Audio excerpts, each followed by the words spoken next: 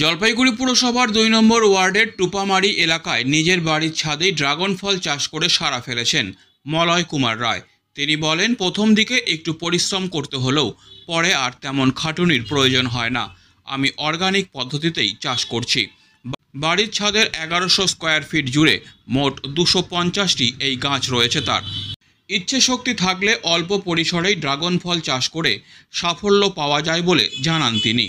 উল্লেখ্য, বাজারে এই ফলের চাহিদাও নেহাত কম নয়।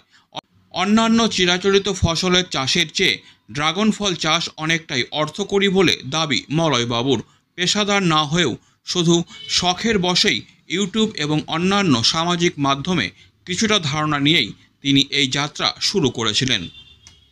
গতবারের তুলনায় এবার আমি ফল অনেকটাই বেশি পেয়েছি। হ্যাঁ, এটা নাম হলো ড্রাগন ফল। এটা একটা বিদেশি ফল। অ্যাকচুয়ালি এটার অরিজিন হলো সাউথ আমেরিকা। ওখান থেকে আস্তে আস্তে থাইল্যান্ড, মালয়েশিয়া হয়ে শ্রীলঙ্কা থেকে বাংলাদেশ হয়ে আমাদের ইন্ডিয়াতে এই ফলটা আসে। টোটালি এটা বিদেশি ফল একটা। হ্যাঁ, আসলে ড্রাগন ফলটা তো একদম টোটালি নতুন, অনেকেই চেনেন না।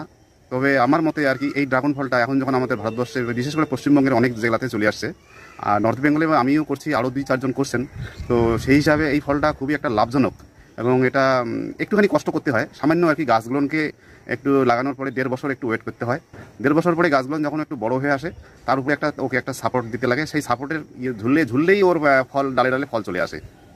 হ্যাঁ, এখন বাজার দর, এখন তো আমজাম কাঁঠালের সিজন পড়ে আছে, এই সময়টা একটুখানি এর দামটা একটু কম। আর অন্যান্য যখন আমটা শেষ হয়ে যাবে তখন কিন্তু এর একটা বাজার কিন্তু ভালো একটা রেট পাওয়া যায়। হ্যাঁ, ডাক্তাররা তো এখন তো প্রেসক্রিপশনেও কিন্তু লিখছেন, যারা রক্তাল্পতায় ভুগছেন বা ডায়াবেটিসে বা সুগারের পেশেন্ট যারা, তারপরে যাদের কি বলবো কোলেস্ট্রল যাদের বেশি, তাদের ক্ষেত্রে কিন্তু ডাক্তাররা কিন্তু এখন প্রেসক্রিপশনে লিখছেন যে আপনারা কিন্তু এই ফলটা খেতে পারেন। এই ফলটা খুবই একটা পুষ্টিগুণে ভরপুর। আমি এতদিন বাইরে ছিলাম, বছর ২ আগে আমি বাড়িতে আসছি। নর্থ ইস্টে আমি চাকরি করতাম, তারপরে ওখান থেকে রিটায়ার করে চলে আসি। কিন্তু আসার আগে কিন্তু আমি ইউটিউব দেখে বা বিভিন্ন ধরনের দেখে, সোশ্যাল মিডিয়াতে এগুলো দেখে খানিকটা আনন্দিত হই এবং উৎসাহ যোগায় আমি ইউটিউব দেখে। তখন একটু ভাবি যে এই জিনিসটাকে কীভাবে লাগানো যায় বা একটু করা যায়। তো প্রথমের দিকে আমি শখের বসে কয়েকটা গাছ লাগিয়েছি, সেটা নদীয়ার থেকে চারা নিয়ে এসে, তারপরে কিছু গৌহাটির থেকে, তারপরে কিছু নেপাল থেকে, এভাবে কিছু বিভিন্ন জায়গা থেকে চারা কালেকশন করে আমি আস্তে আস্তে আস্তে আস্তে আস্তে করে এই জিনিসটাকে একটু বাড়িয়ে তুলি। আমার ছাদের উপরে আছে ১১০০ স্কোয়ার ফিটে, টোটাল ১১০০ স্কোয়ার ফিটে ২৫০টা গাছ আছে। আর আমার গ্রামের বাড়ি হলো রাজারহাট। সেই রাজারহাটে আমার ওখানে একটা আধা বিঘের একটা প্লট আছে। হ্যাঁ, ওখানেও ড্রাগন ফলের বেশ ভালোই সাড়া পেয়েছি এবার। হ্যাঁ, সাধারণ কৃষকদের উদ্দেশ্যে আমি এটাই বার্তা দিতে চাই যে আপনারা ধান, গম, যব, পাট, চিরাচরিত যে চাষ, এগুলোতে খুব একটা যে লাভ হয় তা বলে তেমন একটা লাভ নেই।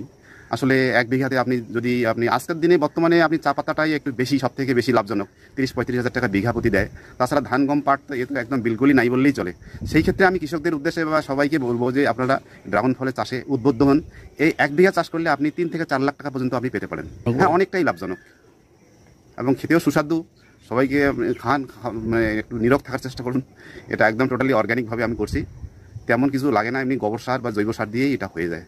Disclaimer. This channel may not promote any violent, harmful or legal activities. All content provided by this channel is meant for an educational purpose only.